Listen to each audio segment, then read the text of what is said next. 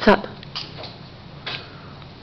This is the story of a man who began before time began, and of that which he revealed to us of himself. He was in the beginning with God, and he was God.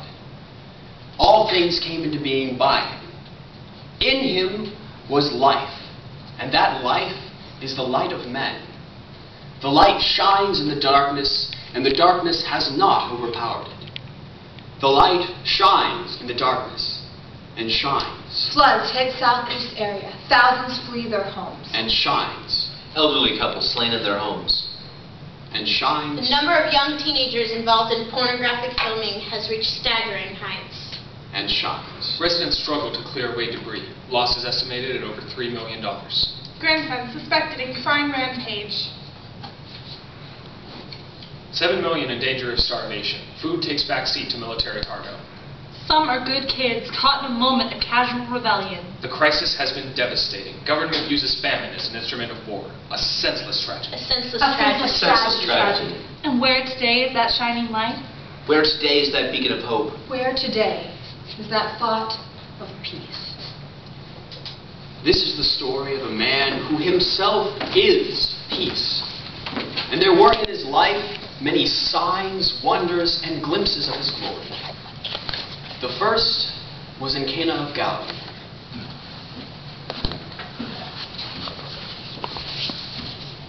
At Cana, there was a wedding. There was much feasting, much hurrying of busy servants. The musicians found their way between the guests. All of Cana was there. One party came all the way from Nain. And Mary of Nazareth was there. Yes, she was there. She is my cousin, after all. Would I forget my own cousin at my son's wedding? Not likely, not very likely. She was invited, but at the last minute, she sent a message that her son, the rabbi, would be in town and if he could come along. She's so proud of that son of hers and the happening at the Jordan. Did you hear about it? What? Hear about what?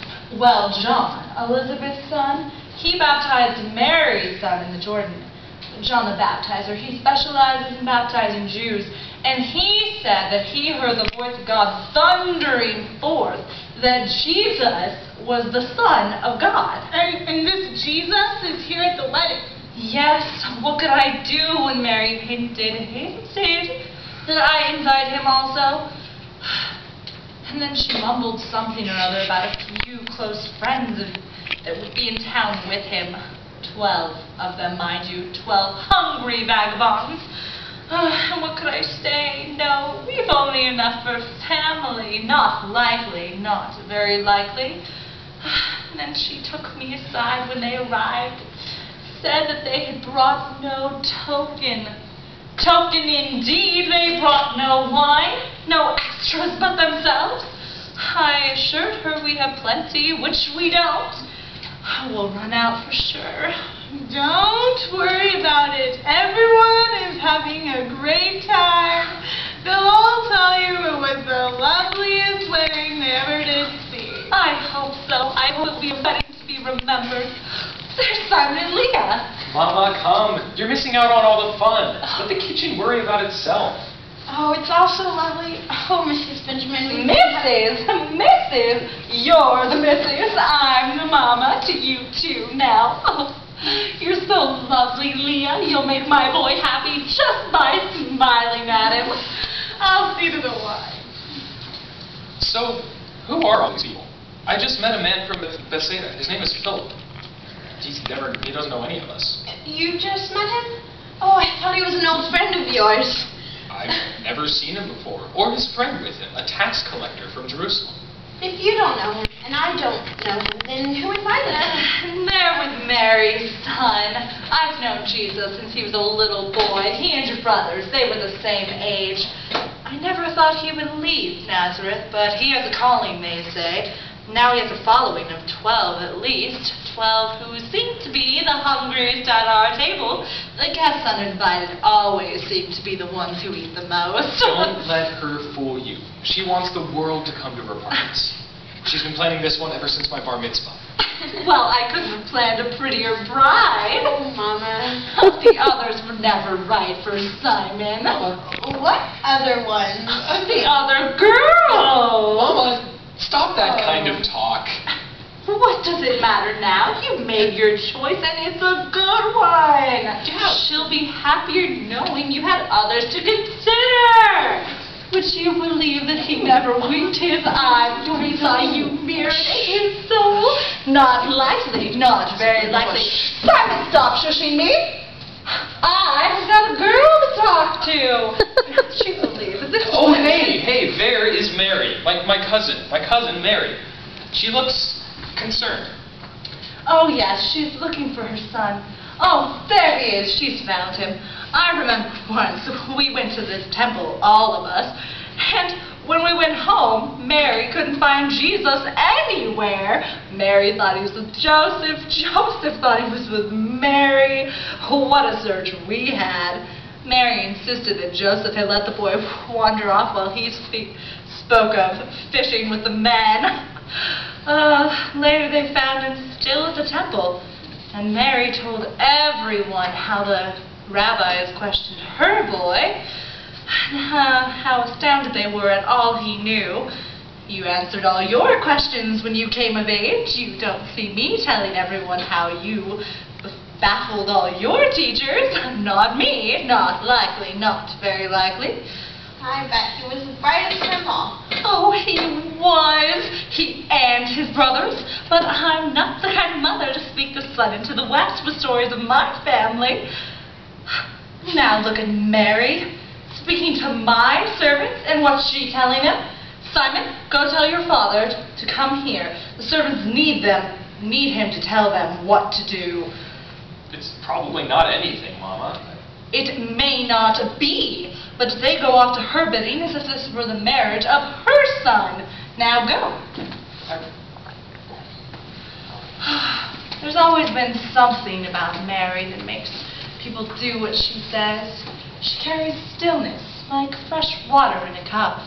But she does smile aloud in her mothering. As you do, Mama. Oh, I shall love being in your family. The wedding is so beautiful. Everyone has said so. But it goes so fast. All the planning and preparation took so long. And all of this goes so fast. I keep telling myself to remember every detail. The candles and the people and the little children who stroke my dress with sticky fingers. The music and everything. I want to remember it all so I can think back on it when I'm not so busy, well, getting married. Go, you two. Mingle with your guests. They'll want memories of you both. Simon, go speak with your uncle. Thank him for the sheep he gave you. He is not frequent in his giving, and when your brother married, he gave him some freshly seasoned cheese, as if it were curdled gold. To you, he gave sheep. It's well we named you for him. Simon! Simon, what have you done? You saved the best of the wine for last. What? The wine. It's the best we've ever tasted. Most people serve the better wine earlier in the evening before people have drunken their fill or lost their taste for better wine, but you, you have saved the best for last. The vats? The purification vats. They're filled with it. Apple idea. Never thought of that. Oh, I hope your guests don't waste this wine in cleansing. It's the best I've ever tasted. Those vats were not filled with wine. Your father put them in the kitchen empty this morning.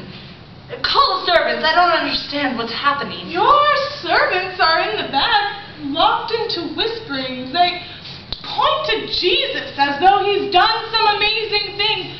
His followers are gathered around him. I can see that. I can see that. There will be talk about this. We'll never hear the end of it. If it's said that Jesus brought with him some special wine, but he didn't. I saw them as they came in, empty-handed. Look at Mary, smiling as if her eyes would burst with love. Start the music. Too much attention is being drawn to this mysterious wine. Simon, you and Leo begin the dancing, and Jesus will... Jesus isn't causing any trouble. He spoke to me, and his voice was comfortable in laughter. Some rabbis seem such Solomon, but this one spoke with joy so lightly as spoke to those around him. Come, Simon, let's go speak to him. He can tell us about the wine. Start the music. It's time for dancing.